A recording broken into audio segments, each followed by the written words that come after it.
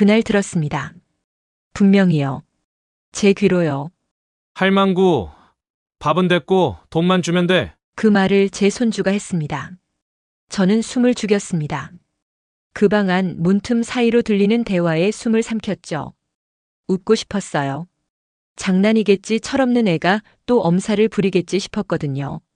하지만요, 그 웃음은 끝내 터지지 않았습니다. 처음엔요, 잘못 들은 줄 알았습니다. 설마 내 손주가 나한테? 그 아이만 믿고 살아온 세월인데. 그날 그 방 문틈 사이로 들린 대화 한 줄이 제 인생을 산산조각 냈습니다. 어떤 말이었는지 궁금하시죠? 지금부터 그 모든 걸 말씀드릴게요. 안녕하세요. 마흔 이후 사람 공부입니다. 오늘도 찾아와 주셔서 감사합니다. 구독과 좋아요 눌러주시면 이런 이야기를 더 많은 분들과 나눌 수 있습니다. 저는 박옥자라고 합니다. 올해 73, 평범한 시골 노인입니다. 남편은 30에 먼저 갔고요. 그 뒤로는 오직 하나뿐인 외아들 정우만 바라보고 살았습니다. 정우가 없었으면요, 그때 정말 무너졌을 겁니다. 사람 하나 묻고 인생을 같이 묻을 뻔했으니까요. 하지만 애는 참 착했습니다. 중학교 때부터 아르바이트를 했고 제가 감기라도 걸리면 학교도 빼먹고 약을 사다 주던 아들이었죠. 그러던 아이가 23세 결혼을 했습니다. 그리고 얼마 지나지 않아 제가 그토록 보고 싶던 손주 승민이를 안겨줬지요. 그날 저는 마음속으로 다짐했어요. 이 애는 내가 끝까지 책임지겠다. 내가 가진 모든 걸 이 손주한테 주겠다. 며느리가 몸이 약했어요. 출산 후 산후 우울증이 심했고 결국 병원에도 입원을 여러 번 했습니다. 그러다 보니 자연스럽게 승민이는 제 손에서 자라게 됐지요. 기저귀 갈고 분유 먹이고 밤중에 열이라도 나면 이불에 땀에 젖은 채로 아이가 괜찮아질 때까지 안아주고 한 번은요, 겨울밤에 아이가 갑자기 경기를 일으킨 적이 있었어요. 급하게 옷도 제대로 못 챙기고 아이를 안고 뛰어나가 택시를 잡아탔습니다. 그 와중에도 제가 한 말이 뭐였는지 아세요? 이 아이만 살려주세요. 제발요. 제 생명 줄 테니 이 아이만 살려달라고요. 그때 제 마음속엔요, 손주가 내 심장이었어요. 시간은 흐르고 승민이는 초등학교, 중학교, 고등학교까지 크게 탈 없이 잘 자라주었습니다. 할머니, 공부는 내가 알아서 할게. 할머니, 난 다른 친구들처럼 엄마 없다고 울지도 않아. 그렇게 말하던 아이. 세상에서 제일 든든한 손주였죠. 말없이 제 장바구니를 들어주던 그 손이 어느새 커다란 청년의 손이 되어 있었습니다. 군대를 다녀와 복학한 뒤 취업 준비를 하면서도 승민이는 저를 늘 먼저 생각했어요. 할머니, 나 취직하면 제일 먼저 휴대폰부터 바꿔드릴게요. 할머니 그 구형 폴더폰 내가 새 걸로 바꿔줄게요. 그 말 하나에 저는 휴대폰 바꾸라는 주변 사람들 말도 안 들었어요. 우리 손주가 해준다잖아. 그 말만으로 충분했죠. 그래서였을까요? 제가 가진 적금, 연금, 보험. 그 모든 걸 그 아이 이름으로 돌려줬습니다. 우리 애 이제는 다 컸으니까 혹시 내가 잘못되면 얘가 곤란할 수도 있으니까. 아무도 강요하지 않았고 저 스스로 그렇게 선택했어요. 자식은요, 며느리와 다시 연락이 닿지 않았고 결국 재혼까지 하더군요. 그 뒤론 승민이와만 간간히 연락을 했습니다.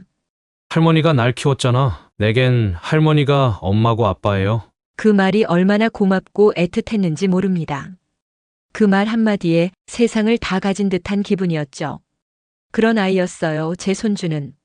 그러니까 전 아무런 의심도 하지 않았습니다. 그 아이가 하는 말이라면 믿었고 그 아이가 필요한 거라면 내어줬고 그 아이가 원한다면 제 손목에 낀 팔찌마저 풀어줄 준비가 되어 있었어요. 손주는 다 그런 거 아니에요? 내 피를 나눈 아이인데. 하지만요. 사람 마음이란 게 참 간사하더라고요. 아무리 전부를 줘도 받는 쪽에선 당연한 것이 되나 봐요. 그래도 그땐 몰랐습니다. 제가 그렇게 키운 아이가 어느 순간부터 저를 짐으로 여기게 될 줄은 진심으로 몰랐습니다. 처음엔 사소한 일이었습니다. 승민이가 어느 날부터인가 저녁을 먹고 나서 설거지를 하지 않더군요. 예전엔요. 할머니, 손 아프잖아. 내가 할게요. 하고 웃으며 고무장갑을 끼던 아이였어요. 근데 어느 날부턴가 그냥 소파에 털썩 앉더군요. 핸드폰만 보고 눈길도 주지 않았습니다. 승민아, 그릇 좀. 할머니, 나 피곤해요. 그냥 내일 해요. 순간 멈칫했습니다. 그 목소리가, 그 말투가 너무 낯설었어요. 그때부터였어요. 조금씩, 아주 조금씩 달라지기 시작한 게요. 할머니, 통장 잔액 얼마 남았어요? 할머니, 요즘 물가 올랐잖아요. 생활비 조금만 더 주시면 안 돼요? 그때는 그냥 요즘 젊은 애들이 다 그렇지. 하고 넘겼습니다. 그저 제 마음이 좁은가 싶기도 했고 그 아이가 나를 의심할 리 없다고 그렇게 믿고 싶었죠. 그러던 어느 날 밤 10시가 넘었는데도 집에 안 들어오더군요. 문자를 해도 답이 없고 전화도 안 받고 걱정돼서 밖에 나가보려는데 현관문이 열리더니 익숙하지 않은 여자아이 목소리가 들렸습니다. 어머님 저 먼저 들어가요? 누구? 아, 안녕하세요. 전 승민이 여자친구예요. 저는 말문이 막혔습니다. 자정 가까운 시간에 그 애는 아무 인사도 없이 여자친구와 집에 들어와서는 제 얼굴을 한 번 보고도 그냥 방으로 들어갔어요. 아, 오늘 늦게까지 같이 있었거든요. 웃으며 말하는 그 여자아이의 얼굴이 어찌나 태연하던지. 승민이는 방 안에서 한참을 나오지 않았고 그날 밤 저는 방에 가만히 앉아 있었습니다. 불도 안 켜고요. 그냥 가만히. 손가락이 저절로 떨리더군요. 억울하거나 분한 게 아니라 그냥 텅 빈 느낌이었어요. 아, 내가 여길 왜 이렇게 만든 걸까? 내가 뭘 잘못했을까? 그런 생각이 들더군요. 다음 날 식탁에 밥을 차려놨는데 둘 다 나오지 않았습니다. 몇 시간이 지나서야 승민이가 나와서 말했죠. 할머니, 밥은 괜찮아요. 우리 나가서 먹고 올게요. 그 한마디에 제 밥상은 그대로 식어갔고 그 애들은 웃으며 나갔습니다. 문이 닫히는 소리가 유난히 크게 들리더군요. 쿵 하는 그 소리에 제 마음도 뭔가 쿵 꺼진 느낌이었습니다. 그리고 또 하루는요. 승민이가 제 방에 불쑥 들어오더니 이렇게 말했습니다. 할머니, 혹시 도장 어디 있어요? 도장, 은행 업무 좀 보려면 필요해서요. 무슨 일인데? 에이, 별거 아니에요. 그냥 계좌 옮기고 이런저런 거요. 그때 전 말없이 도장을 건넸습니다. 그 아이 눈을 보고 싶었는데 저를 똑바로 쳐다보지 않더군요. 며칠 뒤 우편물이 도착했어요. 자동이체 변경 확인서. 그 안에 찍힌 제 계좌번호와 자동이체 항목은 모바일 게임 아이템 구매, 프리미엄 구독, 커플 패션 쇼핑몰. 그 순간 가슴이 턱 막히는 느낌이 들었습니다. 제가 줄곧 봐온 그 손주는 이런 아이가 아니었는데 내가 착각한 걸까? 아니면 아이가 변한 걸까? 그때부터 저는요, 말을 아끼기 시작했습니다. 밥도 묵묵히 차리고 아이의 말도 묻지 않았습니다. 왜냐면 저 자신이 너무 부끄러웠거든요. 그 아이 하나만 바라보고 살아온 제가 너무 초라하게 느껴졌으니까요. 그 애는 점점 제게서 멀어졌고 저는 조용히 제 안에서 무너져 갔습니다. 하지만요, 그게 끝이 아니었습니다. 이건 시작에 불과했더군요. 그리고 마침내 그 방 안에서 그 말을 듣게 된 겁니다. 그날은 유독 조용한 밤이었습니다. 승민이는 하루 종일 연락이 없었고 밥상도 치운 채로 빈 거실만 멍하니 바라봤죠. 아무래도 나갈 것 같더니 결국 여자를 만나는구나. 뭐 그건 상관없었어요. 다 큰 아이가 누구를 만나든 제가 뭐라 하겠어요. 다만 단 한마디 말도 없이 사라진 그 무심함이 가슴에 박혔을 뿐이죠.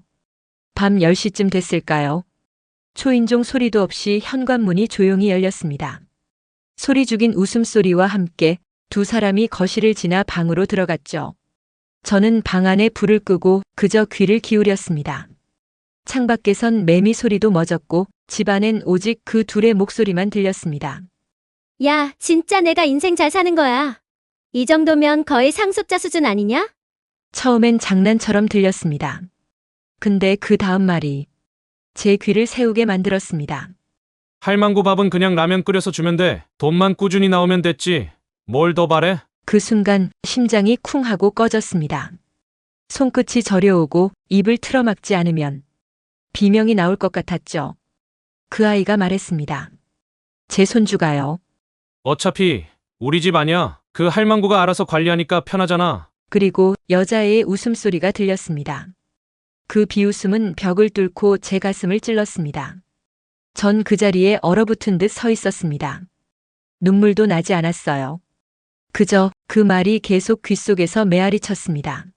할망구 라면이나 끓여 돈만 주면 돼. 우리 집 아니야. 그냥 편하게 살아. 그 순간 전 깨달았습니다.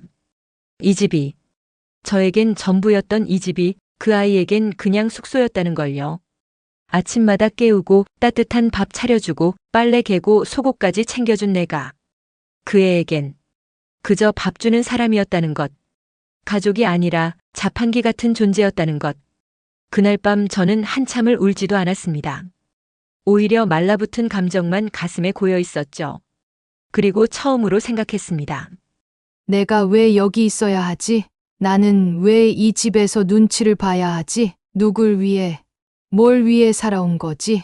다음 날 아침, 승민이는 아무 일도 없던 얼굴로 말했습니다.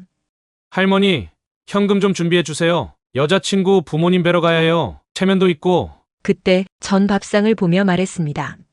얼마가 필요하니? 1,000만 원쯤. 뭐 많을수록 좋죠. 그 말투, 그 얼굴. 제가 키운 아이 맞는지 그 자식인지조차 헷갈릴 만큼 낯설었습니다. 그날 오후 전 제 옷장 안에 숨겨놨던 노란 편지 봉투 하나를 꺼냈습니다.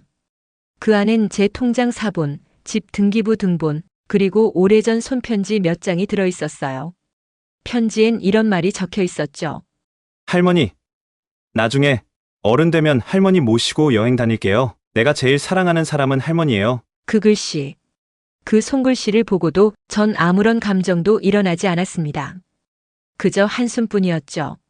그날 밤 전 마지막으로 그 집 안을 둘러봤습니다.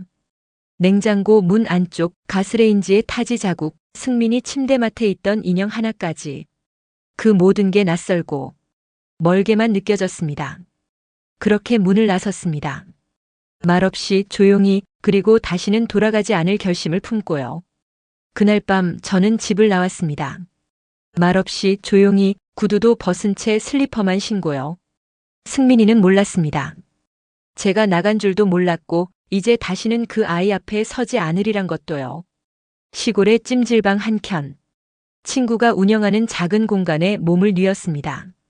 바닥은 차가웠지만 마음은 묘하게 가벼웠습니다. 그날 밤 처음으로 숨이 쉬어졌습니다. 나 도망치는 거 아니야. 이건 지키는 거야. 지금이라도 나를 지키는 거야. 속으로 수없이 되뇌었죠.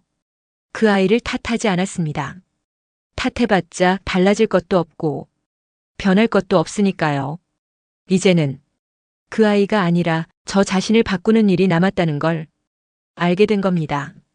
다음 날 아침 찜질방 안에 있는 조그만 휴게실에서 종이컵 커피를 한 잔 뽑았습니다. 쓴 커피 맛이 입안 가득 퍼지는데 그제야 눈물이 났습니다. 뜨겁게 우는 게 아니라 말없이 조용히 눈가를 타고 흐르는 눈물. 내가 이렇게 살았구나. 나만 모르고 있었구나. 내가 만든 집에 내가 없었네.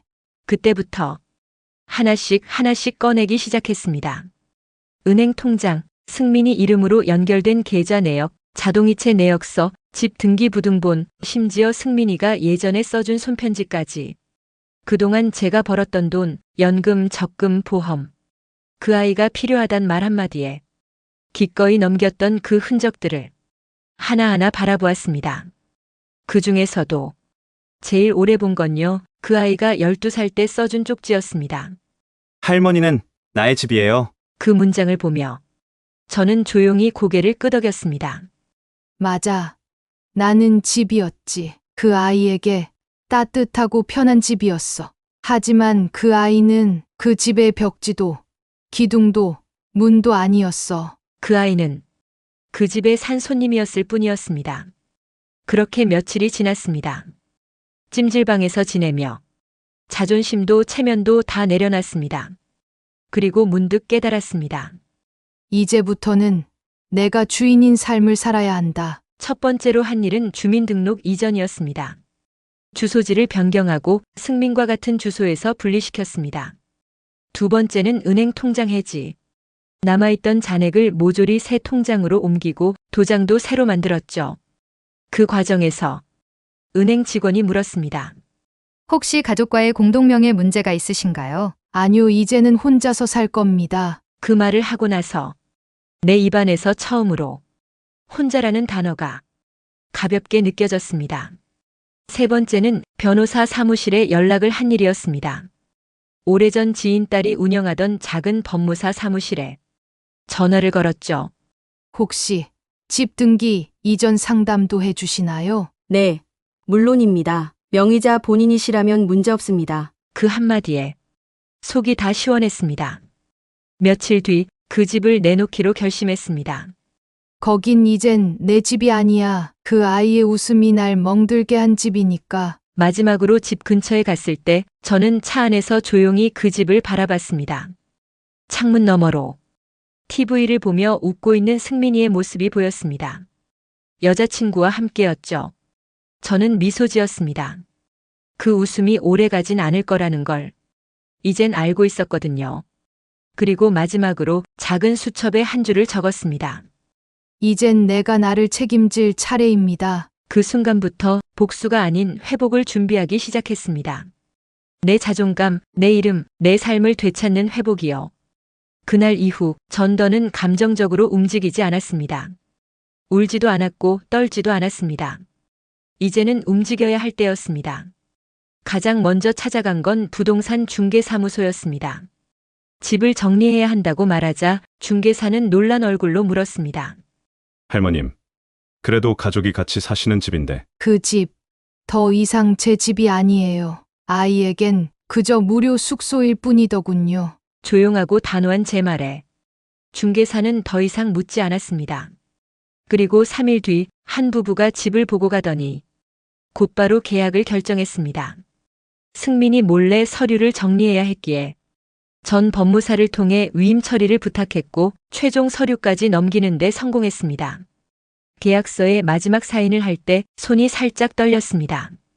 한때는 제 전부였던 공간을 정말 떠난다는 게 실감났거든요.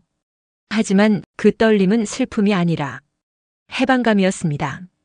집을 판 돈 중 일부는 새로운 전셋집을 마련하는 데 썼고 나머지는 변호사의 조언에 따라 신탁계좌로 옮겼습니다. 승민이가 다시 접근한다면 절대 손댈 수 없게 해주세요. 예. 위탁자 명의 단독 운영이기 때문에 본인 외에는 누구도 접근할 수 없습니다. 그 말을 듣는 순간 전 안도감에 고개를 끄덕였습니다. 이제야 내 돈이 된 느낌이었으니까요. 다음은 증거 수집이었습니다. 조용히 찜질방에 머무르던 동안 제가 했던 일 중 하나는 CCTV와 녹음 파일 정리였습니다. 처음엔 몰랐습니다. 제가 오래전 설치해둔 거실에 작은 CCTV가 아직도 작동하고 있었다는 걸요. 승민이와 여자친구가 저를 흉보던 장면, 돈 얘기를 하던 장면, 할망구라 불렀던 장면까지 모두 녹화돼 있었습니다. 영상을 확인하는 제 손이 가늘게 떨렸지만 감정은 억눌렀습니다. 이제 울 시간은 지났거든요. 그 영상들을 USB에 담았습니다. 이름은 단순히 증거. 그 하나의 파일 이름으로 말없이 정리했죠. 또 하나. 승민이가 제 명의 도장을 몰래 이용한 흔적도 찾았습니다. 그가 게임 사이트 쇼핑몰에 쓴 결제 내역을 하나하나 뽑아 증빙 자료로 만들었습니다. 변호사에게 건네자 그는 말없이 고개를 끄덕였죠. 차후 필요하실 수 있습니다. 당장은 사용하지 않더라도 법적 경고 혹은 접근 금지 청구에도 활용 가능합니다. 이런 준비를 하며 하루하루가 지나갔습니다. 몸은 지쳤지만 마음은 이상하게도 단단해졌습니다. 매일 아침 창밖의 햇살을 보며 혼잣말을 했습니다. 나는 끝난 게 아니다. 지금부터 시작이다. 이 나이에 배우는 것도 많구나. 며칠 뒤 승민에게 문자가 왔습니다. 할머니, 요즘 어디세요? 걱정돼서요. 전 답장하지 않았습니다. 그가 걱정했을 리 없다는 건 누구보다 제가 잘 알고 있었으니까요. 이건 죄책감이 아닙니다. 그저 자신의 수입원이 사라졌다는 위기감일 뿐이겠죠. 또 하루가 지나자 다시 문자가 왔습니다. 집에 좀 들렀더니 빈집이던데요? 혹시 무슨 일 있으신 건가요? 그 문자를 보고 전 조용히 미소 지었습니다. 이제야 허전함이 느껴지나 보네. 하지만 이제 그 집은 내 집이 아니란다. 그리고 마지막으로 한 통의 편지를 준비했습니다. 손으로 꾹꾹 눌러 쓴 그 편지엔 이렇게 적었습니다. 승민아, 나는 너를 사랑했어. 그래서 모든 걸 줬고, 너를 위해 희생했단 말도 스스로에게 하지 않았단다. 하지만 사랑에도 유효기간이 있더구나. 신뢰를 배신당한 순간, 나는 내 할머니이기를 그만두었다. 이제 모든 준비는 끝났습니다. 영상, 증거, 재산 분리, 주소지 변경, 법적 자문, 신탁 처리, 계약 완료. 그리고 마지막으로 남은 것은 직접 만나는 일뿐. 마주보고 제 입으로 마지막 이야기를 건네는 일. 하지만 이번엔 울지 않을 겁니다. 애원도 변명도 하지 않을 겁니다.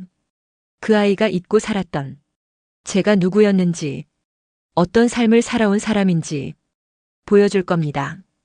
이제 곧 승민이를 직접 마주하게 될 그날이 다가오고 있었습니다. 그날은 평일 오후였습니다. 해는 맑고 바람은 잔잔했습니다.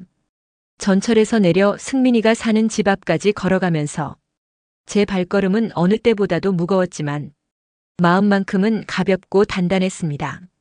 초인종을 누르자 문을 연 건 낯익은 얼굴의 여자였습니다. 예전 그 아이 승민이 여자친구. 어머 오셨어요? 근데 여기 왜? 말을 끝내기도 전에 승민이가 안쪽에서 다급히 달려나왔습니다. 할머니? 어디 다녀오신 거예요? 전화도 안 받으시고. 전 그저 고개를 끄덕이며 조용히 현관 안으로 발을 들였습니다. 거실에 앉자마자 가방에서 봉투 하나를 꺼냈습니다. 그 안엔 집 매매 계약서, 신탁계좌 정보, 주소지 이전 신고서, 그리고 무엇보다 USB 하나가 담겨 있었습니다. 승민이는 봉투를 보며 눈썹을 찌푸렸습니다. 이게 뭐예요? 이제 내가 이 집에 더는 살 수 없는 이유야. 무슨 소리예요? 할머니, 이건 우리 집이잖아요. 그때 전 USB를 꺼내 거실 TV에 연결했습니다. 잠시 후 화면에 낯익은 영상이 떴습니다. 바로 그날 밤, 방 안에서 들려오던 그 목소리, 그 웃음소리, 그 말투. 할망구는 밥만 주면 돼. 우리 집 아니잖아. 꿀 빠는 중이지. 도장 빌렸으면 되지 뭐. 진짜 효도는 너처럼 하는 거다. 순간 승민의 얼굴이 굳었습니다.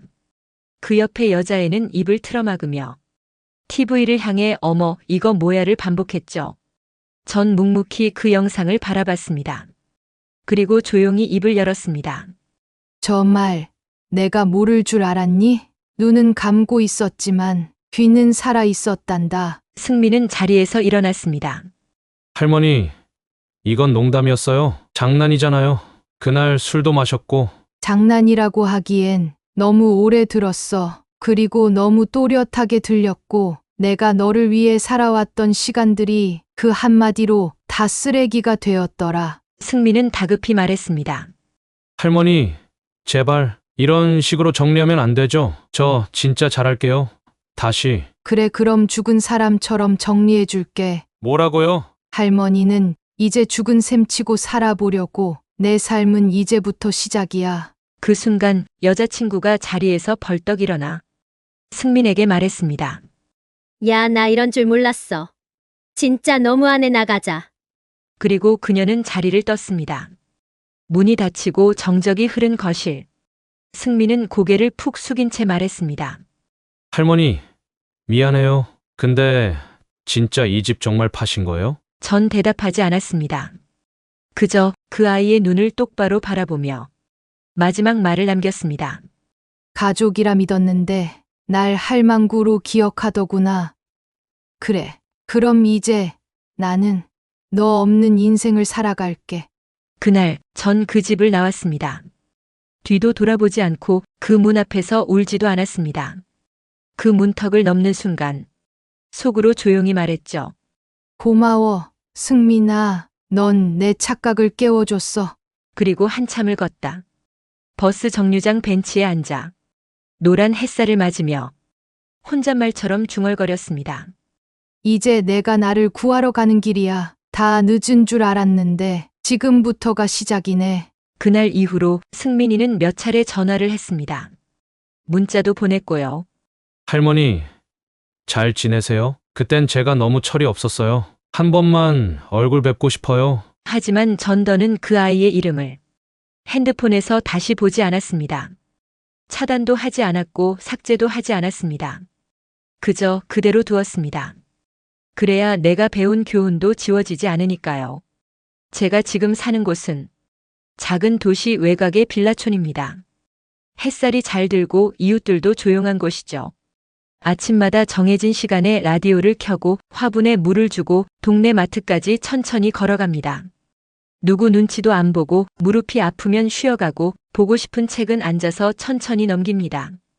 가끔은 예전에 승민이가 어릴 때 써준 쪽지 하나를 꺼내보기도 합니다. 할머니 최고. 할머니는 내 편. 그 아이가 진심으로 썼던 시절이 있었지요. 그걸 부정하진 않습니다. 다만 지금은 그 기억에 끌려가지 않을 뿐입니다. 문득 이런 생각도 듭니다. 내가 왜 저 말을 그토록 기다렸을까? 미안하다는 말 하나에 왜 그렇게 매달렸을까? 지금은 압니다. 그 말은 내가 나에게 먼저 해줘야 하는 말이었단 걸요. 옥자야, 고생 많았다. 이제 그만 너를 돌봐도 돼. 어느 날 작은 편지 봉투 하나가 도착했습니다. 보내는 사람은 없었고 안엔 사진 한 장과 짧은 메모가 들어 있었습니다. 할머니, 어릴 적 제게 해주신 말이 떠올랐어요. 착한 아이가 아니라 따뜻한 사람이 되라고 하셨죠. 이제야 그 말 뜻을 조금은 알 것 같아요. 미안했고 정말 사랑했어요. 승민. 사진 속엔 제가 키우던 강아지 복실이와 어린 승민이가 웃으며 찍은 모습이 담겨 있었습니다. 그 사진을 보며 한참 동안 아무 말도 하지 못했습니다. 그리고 살며시 웃었죠. 그 웃음은 용서의 웃음도 아니고 그리움의 웃음도 아니었습니다. 해방의 웃음이었어요. 이제 저는 압니다. 가족이든 친구든 누구든 간에 내 마음을 함부로 대하는 사람에겐 내 삶도 줄 수 없다는 것. 사랑은 주는 것이지만 나를 버리면서까지 줄 이유는 없다는 것. 가끔 동네 아이들이 인사하며 말합니다. 할머니, 오늘도 예쁘세요. 그러면 전 웃으며 대답하죠. 고마워 할머니. 요즘 다시 태어난 기분이야. 마지막으로 제 수첩에 적힌 문장 하나를 꺼내봅니다. 이제 나는 내 편이다. 그리고 지금부터가 진짜 시작이다. 이 말을 지금 이 순간 당신께도 건넵니다. 지금이라도 늦지 않았습니다. 우리 다시 나를 살아봅시다. 오늘도 마흔 이후 사람 공부와 함께 해주셔서 감사합니다. 이 사연이 여러분 마음에 작은 울림이 되었다면 좋아요와 구독 그리고 알림 설정 부탁드립니다. 다음 시간에는 또 다른 인생의 이야기로 당신의 하루에 따뜻한 동행이 되어 드릴게요. 감사합니다.